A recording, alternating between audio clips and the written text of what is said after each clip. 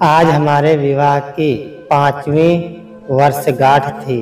वैवाहिक जीवन के ये 10 वर्ष मेरे लिए किसी चुनौती से कम न थे, क्योंकि इन सालों में अपने वैवाहिक जीवन को सफल बनाने के लिए मैंने कसर नहीं छोड़ी थी। खुशी इस बात की थी कि मैं अपनी पत्नी को भी अपने रंग में ढालने में सफल हो गया था। इन चंद वर्षों में मैं ये भी समझ गया था कि बचपन में बच्चों के लिए एक संस्कारों को बदलना कितना मुश्किल होता है। आपको बता दूं कि रीमू यानी मेरी पत्नी रीमा मेरी बचपन की मित्र थी। उससे विवाह होना मेरे लिए बहुत बड़ी खुशी की बात थी। जिससे आप प्यार करते हो उसी को अपनी पत्नी के रूप में प्राप्त करना जीवन की बहुत बड़ी उपलब्धि तो कहा ही जा सकता है। रीमा मेरा पहला प्यार थी। जब हम एक दूसरे को टूटकर चाहने लगे थे तब हमें स्वयं ही पता नहीं था कि हमारे प्यार का भविष्य क्या होगा, परंतु फिर भी चांदनी रात के दूधिया उजाले में एक दूसरे का हाथ थामे हम दोनों घंटों बैठे रहते थे। रीमा की कोयल स्वरूप मधुर वाणी से झरते हुए शब्द रूपी फूलों जैसी उसकी बातें मेरा मन मोह लेती थी। तब मैं ग्रेजुएशन कर रहा था जब रीमा का परिवार हमारे पड़ोस में रहने आया था। उसका घर मेरे घर से 10 कदम की दूरी पर ही था।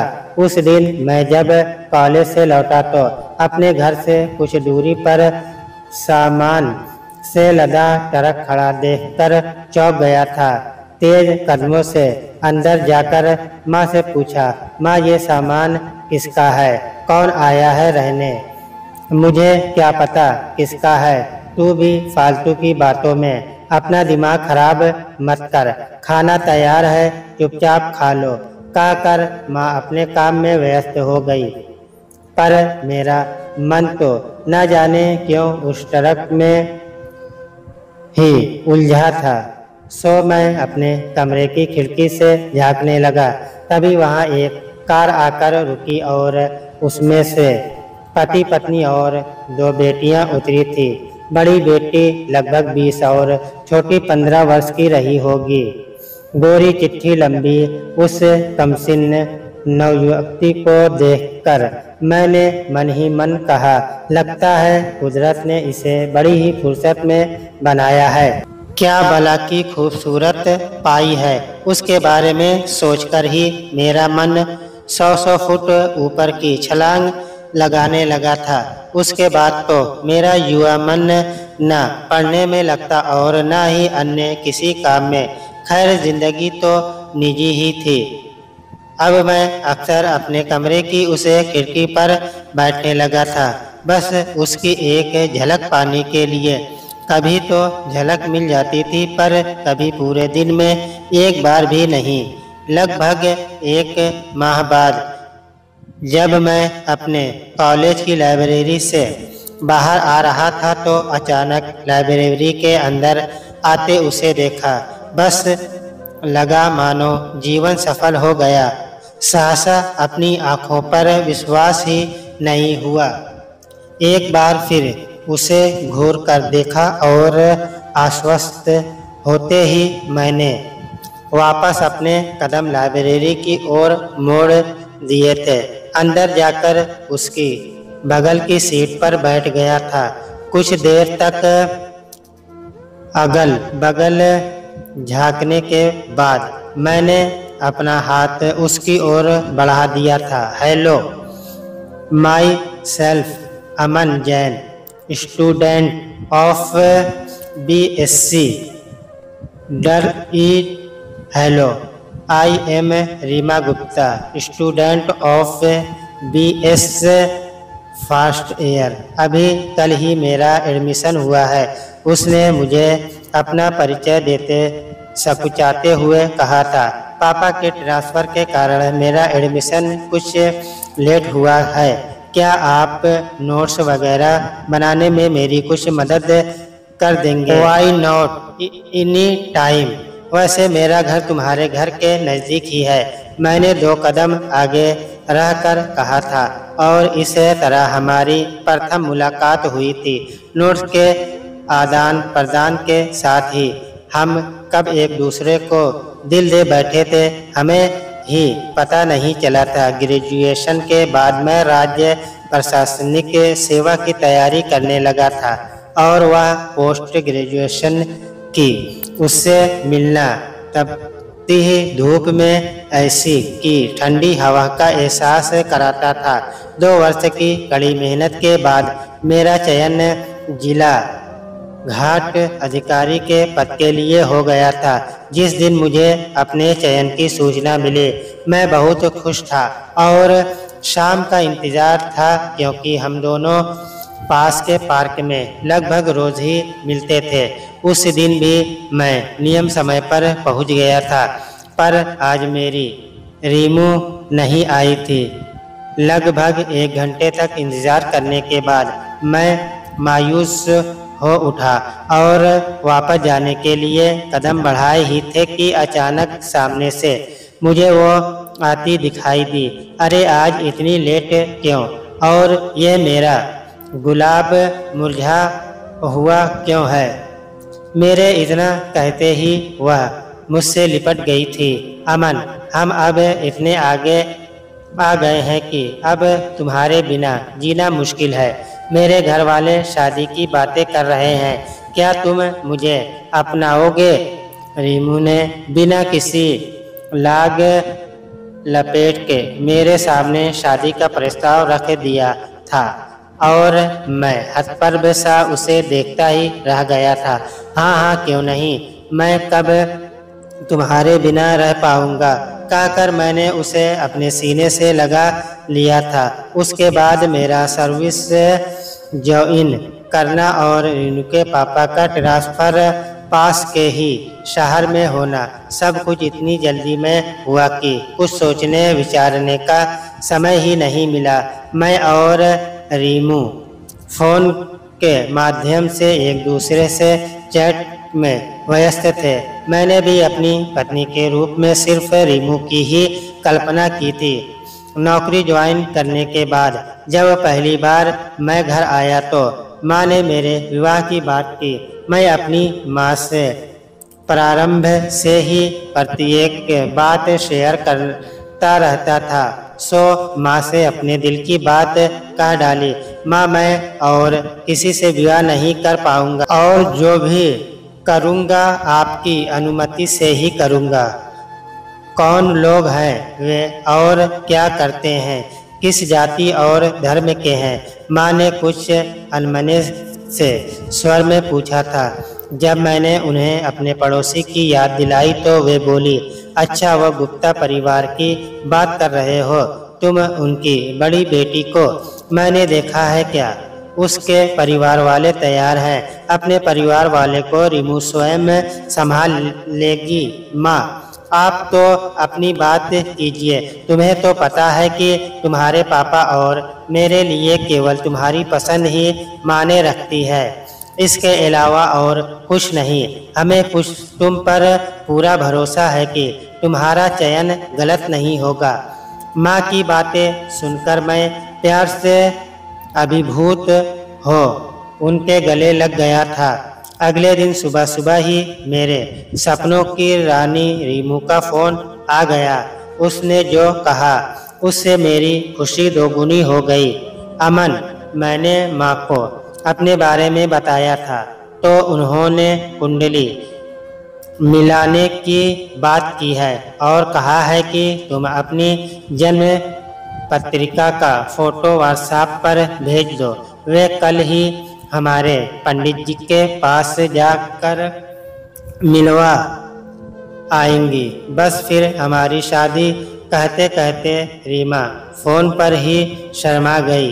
रीमू की बात सुनकर मैं भी कुछ आश्वस्त सा हो गया कि कुछ गुण तो मिल ही जाएंगे। अर्थात हम हमारे विवाह में कोई व्यवधान नहीं था। मन ही मन मैं अपने और रीमू के सुनहरे भविष्य के सुनहरे सपने बुनने लगा।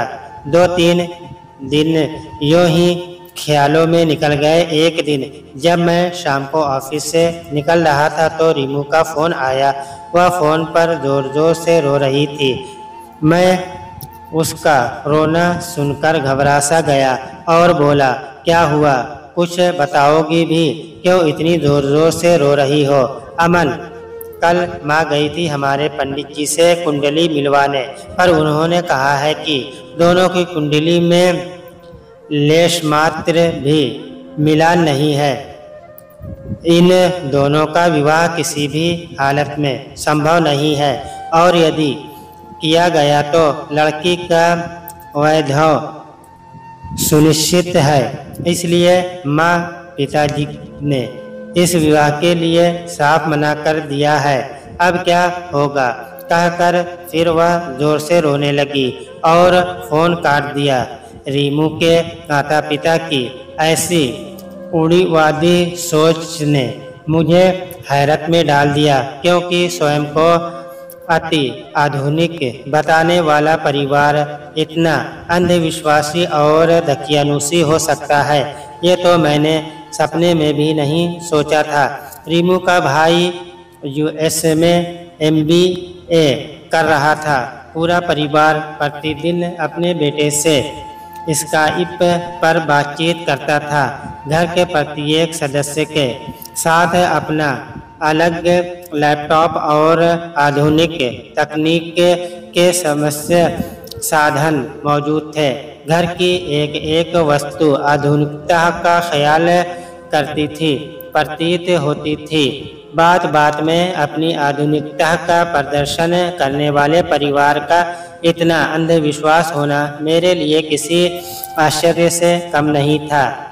जन्म पत्रिका और कुंडली को इतना अधिक महत्व देने वाले ये तथा कठिन आधुनिक परिवेश के जनमानस क्यों नहीं समझ पाते कि विवाह किसी कुंडली से नहीं बल्कि दो लोगों की परस्पर समझदारी से सफल और असफल होते हैं। क्या जन्म कुंडली में सभी गुण मिलाकर ये विवाह असफल नहीं होते? जबकि वास्तविकता तो यह है कि विवाह की सफलता और असफलता तो पति पत्नी की परस्पर समझ, त्याग और समर्पण की भावना पर निर्भर करता है। खैर, इस समय तो मुझे अपनी इस समस्या का ही कोई उपाय तलाशना था। सो शांत मन से किसी हल पर विचार करने लगा।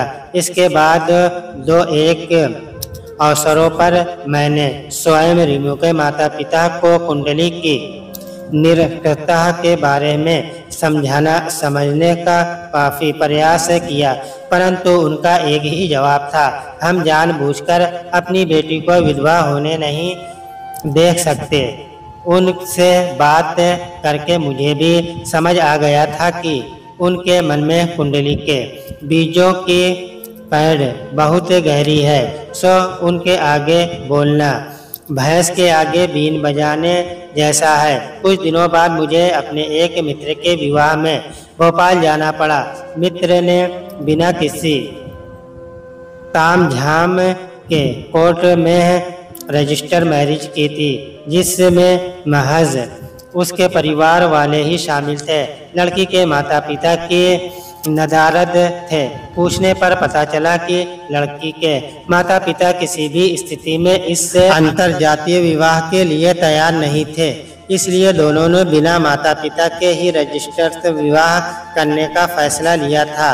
वापस आते समय मैं भी रजिस्टर विवाह के बारे में सोचने लगा कि अब शायद मेरे लिए भी यही चारा है, क्योंकि आज 2 वर्ष हो गए, पर रीमू के माता पिता सब कुछ सही सलामत होते हुए भी कुंडली के साथ समझौता करने को तैयार नहीं थे। न जाने कैसे और क्यों उनके मस्तिष्क में इन जन्म कुंडली ने भी सर्प की भांति की कुंडली मार ली थी। एक दिन बातों ही बातों में मैंने फ़ोन पर रीमू से माता पिता की अनुमति के बगैर रजिस्टर विवाह करने की बात कही। इस पर रीमू बोली, अमन, विवाह के बाद अगर कुछ ऐसा वैसा हो गया तो? क्योंकि पंडित जी ने कहा है कुछ नहीं होता रीमू। मैं ऐसे किसी भी अंधविश्वास में विश्वास नहीं करता। मैंने ऐसे कितने ही जोड़े देखे हैं जो पूरी तरह कुंडली मिलने के बाद भी ताउम्र लड़ते झगड़ते और एक दूसरे से असंतुष्ट ही रहते हैं। और मेरे ही परिचित कितने ऐसे जोड़े हैं जो अंतर जातीय विवाह करके भी आज खुशहाल जीवन जी रहे हैं। हम दोनों मिलकर अपने गृहस्थ जीवन को खूबसूरत बनाएंगे। क्या तुम माँ पापा को छोड़कर मेरी खातिर आ सकती हो? कहते हैं ना, युवावस्था का प्यार अंधा होता है, जिसमें सिर्फ और सिर्फ प्यार को पाने की चाहत होती है। सो सुनिश्चित दिन पर रीमा अपने माता पिता की अनुमति के बगैर घर से आ गई और मेरे माता पिता की मौजूदगी में मैंने रीमू से कोर्ट मैरिज कर ली। हमारे विवाह के बाद रीमू के माता पिता ने प्रारंभ में तो कुछ नाराजगी प्रदर्शित की, पर बाद में धीरे धीरे सब सामान्य हो गया। विवाह के बाद रीमू को लेकर मैं अपने पोस्टिंग स्थल रीवा आ गया था। कुछ शादी की व्यवस्था और मौसम के बदलाव ने ऐसा असर दिखाया कि आते ही मैं चिकन गुनिया नामक बीमारी से ग्रस्त होकर 1 माह तक बिस्तर पर ही रहा। एक दिन रीमा मेरे पास आकर बैठी और मेरा हाथ अपने हाथ में लेकर बोली, अमन, मुझे लगता है हमारी बेमेल कुंडली ने हमारा असर दिखाना शुरू कर दिया है। तुम्हारा दिमाग खराब है। मैं तुमसे बार बार कहता हूँ, इस प्रकार का कोई वहम अपने मन में मत पालो। यह सब बेकार की बातें हैं। कहकर मैंने रीमा को चुप करा दिया। मुझे पूरी तरह ठीक होते होते ही लगभग 6 माह लग गए। सब कुछ सामान्य हुआ। अभी कुछ ही दिन हुए थे कि एक दिन अचानक मेरे बड़े भाई को हार्ट अटैक हो गया और जब तक उन्हें अस्पताल ले जाया गया उन्होंने दम तोड़ दिया। अब तो रीमा के अंधविश्वास मन का वहम और भी मजबूत हो गया। जब हम लोग भैया का क्रियाक्रम करके वापस आ रहे थे तो रीमा कहने लगी, अमन, तुम मानो या न मानो, हमारे बड़े बुजुर्ग जन्म कुंडली मिलाकर विवाह करने की बात सही ही कहते हैं। देखो, हम अपने विवाह के बाद चैन से रह तक नहीं पा रहे हैं। एक के बाद एक विपत्तियां आए ही जा रही है।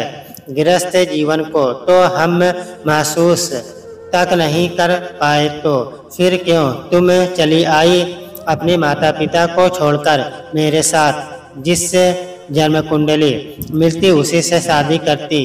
रीमू की बेबुनियादी बातें सुनकर मैं लगभग झंझला सा गया था।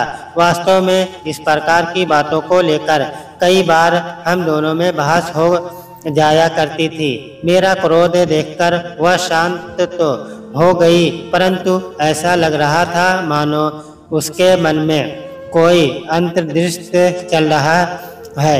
एक दिन जैसे ही मैं ऑफिस से लौटा, रीमू बड़ी मस्ती में गुनगुनाती हुई खाना बना रही थी।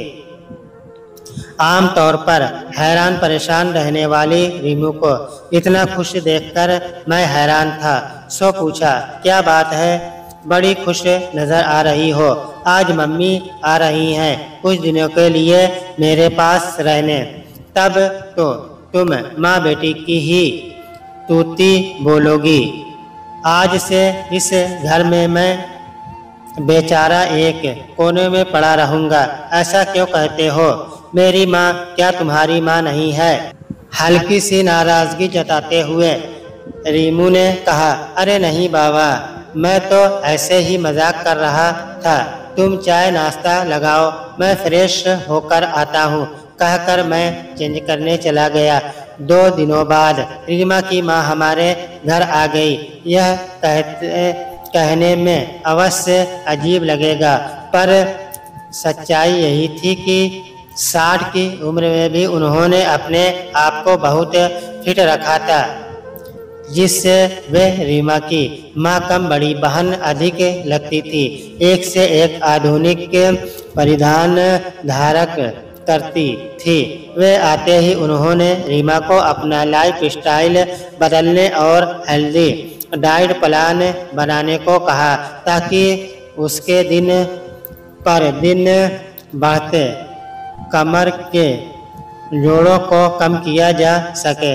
घर के बदलते रंग ढंग का देखकर मैं भी बड़ा खुश था, पर एक दिन जब सुबह मैं ऑफिस जाने को तैयार हो रहा था तो माँ बेटी को एक साथ तैयार होकर आते देख पूछ लिया, अरे इतनी सुबह सुबह कहाँ जा रही हैं आप दोनों? चलिए, कहाँ जाना है, मैं छोड़ देता हूँ। कहीं नहीं बेटा, यहीं पास के ही मंदिर में जा रहे हैं। पैदल जाएंगे तो वॉक भी हो जाएंगी। आप ऑफिस से जाइए, सासू माँ ने कहा तो मैं अवश्य होकर ऑफिस रवाना हो गया। इन दिनों पहले की अपेक्षा रीमू कुछ अधिक शांत और खुश नजर आने लगी थी। मैं इसे माँ के आने की खुशी समझ रहा था। कुछ दिनों के बाद मुझे ऑफिस के काम से ग्वालियर जाना पड़ा। मेरा काम एक दिन पूर्व ही समाप्त हो गया, सो मैं एक दिन पूर्व ही घर आ गया। जैसे ही घर के द्वार पर पहुंचा तो घर से पंडितों के मंत्रोच्चार की ध्वनि आ रही थी। अंदर जाकर देखा तो रीमू और उसकी माँ 4 पंडितों से घिरी हवन करवा रही थी। क्रोध से मेरी आंखें ज्वाला बरसने लगी, परंतु मौके की नज़ाकत को समझकर मैं शांत रहा और अंदर चला गया। कुछ ही देर में रीमू घबराती हुई मेरे लिए चाय नाश्ता लेकर आई तो मैं लगभग चीखते हुए बोला, यह सब क्या हो रहा था, जबकि तुम्हें पता है कि मैं इन सब अंधविश्वासों और ढकोसलों को नहीं मानता। अरे बेटा, जन्म कुंडली का दोष शांत करवाने के लिए यह पूजा करवाना अत्यंत आवश्यक था। अब देखना, तुम्हारा गृहस्थ जीवन बहुत अच्छे से चलेगा। बहुत पहुँचे हुए पंडित जी हैं और उन्होंने पूजा भी बहुत अच्छी करवाई है। रीमू के बोलने से पूर्व ही उसकी माँ ने अपनी सफाई दी। माँ जी, यह सब मन का वहम है, क्या कमी है आपकी बेटी को बताइए। जन्म मृत्यु हारी बीमारी ये सब तो जीवन के एक हिस्से हैं। आज दुख है तो कल सुख भी आएगा। यदि पंडित जी इतने ही पहुँचे हुए हैं तो क्यों नहीं कोई अच्छी सी नौकरी प्राप्त कर ली? क्यों यजमान ढूंढते फिरते हैं अपनी जीविका को चलाने के लिए? आपकी और पापा जी की कुंडली में तो 30 गुण मिले थे, पर फिर भी आप दोनों हमेशा लड़ते झगड़ते और एक दूसरे को अपमानित करते रहते हैं। आप तो इतनी आधुनिकता है, फिर आप अपनी सोच को आधुनिक क्यों नहीं बना पाई?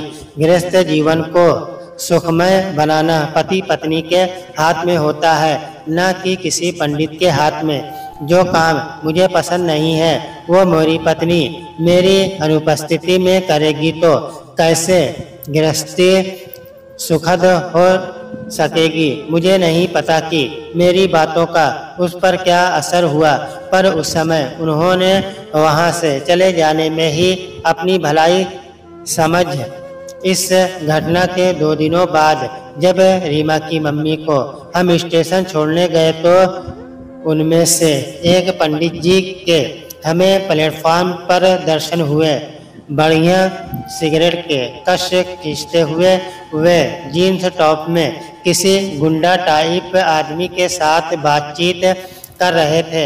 मैंने रीमू से कहा, देखो ये हैं तुम्हारे पंडित जी जिनसे तुम अपनी गृहस्थी में शांति करवाने चली थी। बाप रे, ये तो सिगरेट पी रहे हैं। उन्हें देखकर रीमा ने दांतों तले उंगली दबा ली। सासू माँ को ट्रेन में बैठाकर जब हम घर आए तो हमारे पड़ोसी अपनी बेटी की शादी का कार्ड देने आ गए। बेटा, आप लोग अवश्य आइएगा। बड़ी मुश्किल से तय हो पाई हमारी बेटी की शादी। जहाँ भी जाओ लोग जन्म कुंडली मिलाने की बात करते और न मिलने पर शादी की बात आगे ही नहीं बढ़ पाती थी। पर एक पंडित ने ही हमें इसका तोड़ बता दिया कि पहले लड़के की जन्म पत्रिका ले लो और मैं उसी के अनुसार बेटी की पत्रिका बना दूंगा। हमने ऐसा ही किया और चटमंगनी पर विवाह हो गया। क्या करे बेटा, कई जगह व्यवस्था में चालाकी करनी पड़ती है। वे अपनी बेटी के विवाह के बारे में बताने लगे। क्या ऐसा भी होता है? फिर कुंडली मिलवाने का क्या मतलब? अब तक शांत बैठी रीमू अचरज से बोली, हाँ हाँ भाभी जी, क्यों नहीं, आजकल सब संभव है। पंडित जी को चढ़ावा चढ़ाओ और असंभव कार्य को भी पंडित जी से संभव करवाओ। दरअसल भाभी जी, यह कुंडली कुछ होती ही नहीं है। यह सब तो पंडितों के चोचले हैं, दान दक्षिणा प्राप्त करने के। अब हमारा तो अंतर जातीय विवाह हुआ है। आज 35 वर्ष हो गए हमारे दाम्पत्य जीवन को। हर सुख दुख को हमने खुशी खुशी झेला है। 35 वर्ष में लड़ाई झगड़ा तो छोड़िए, किसी भी प्रकार की अनबन तक नहीं हुई। हम दोनों में एक दूसरे को इतना समझते हैं। हम दोनों विवाह को पति पत्नी की समझदारी से सफल होते हैं, न कि कुंडली से। इसके बाद वे तो चले गए, पर रीमू की आंखें अवश्य खुल गई, क्योंकि जैसे ही मैं उन्हें बाहर छोड़कर आया, रीमू मेरे गले लग गई। बोली, तुम सच कहते हो, यह कुंडली सिर्फ मन का वहम और पंडित जी के जीने का साधन है। अब मैं सब समझ गई हूँ।